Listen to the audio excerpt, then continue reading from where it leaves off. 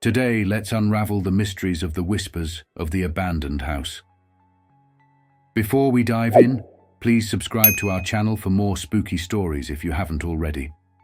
There's something about abandoned houses that sends shivers down your spine. Maybe it's their silence, or the way they seem to watch you. But what if one of these houses wasn't entirely empty? What if it whispered your name and called you inside?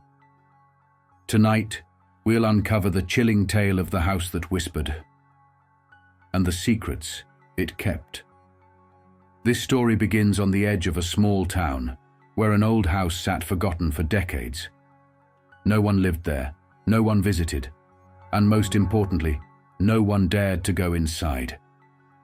But every town has its thrill seekers, and one group of kids couldn't resist the pull of the mysterious house. They called it the Whistler's House, because late at night, people swore they heard faint whistling coming from inside.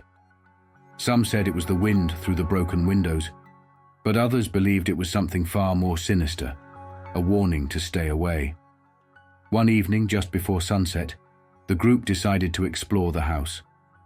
They wanted to prove to their friends that the stories were just silly rumors.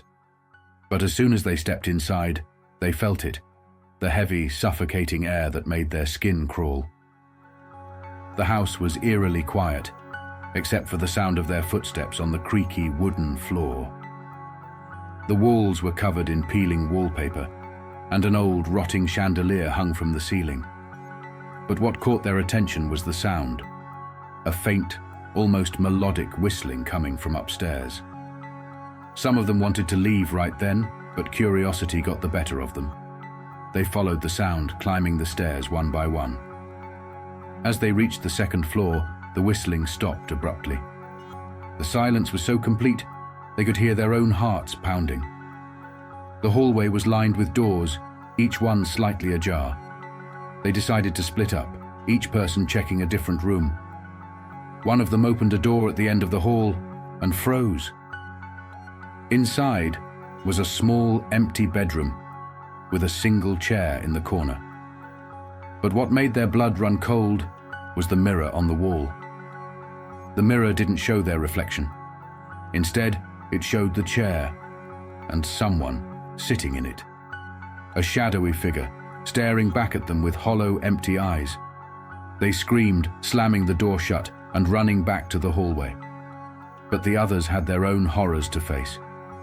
In one room, they found an old toy chest, its lid slightly open. A music box sat on top, covered in dust. As they stepped closer, the music box began to play on its own, a haunting lullaby that echoed through the room. They backed away, terrified.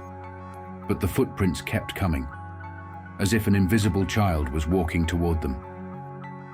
They slammed the door and ran back to the hallway. By now, they were all panicking. The whispers began, soft, faint voices that seemed to come from the walls, calling their names and urging them to stay. One of them shouted, "We need to leave now!" But the staircase suddenly seemed much longer than before, stretching into darkness. They had no choice but to run.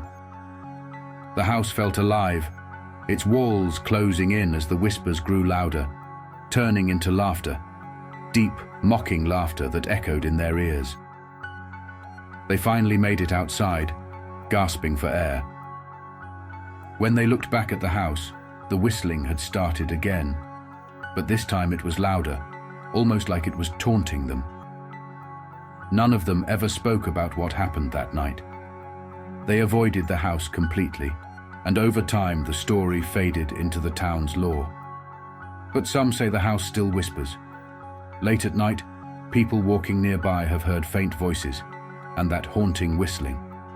A few brave souls have tried to explore it, but none have lasted more than a few minutes inside. So, what do you think? Was it just the kids' imagination? Or is the house truly alive, feeding on the fear of those who enter? One thing's for sure, some places are better left alone. Thank you for joining us for this chilling tale. If you enjoyed this story, don't forget to like, share, and subscribe for more spine-tingling adventures. Have you ever encountered a place that felt wrong? Let us know in the comments below. Until next time, stay curious, but not too curious.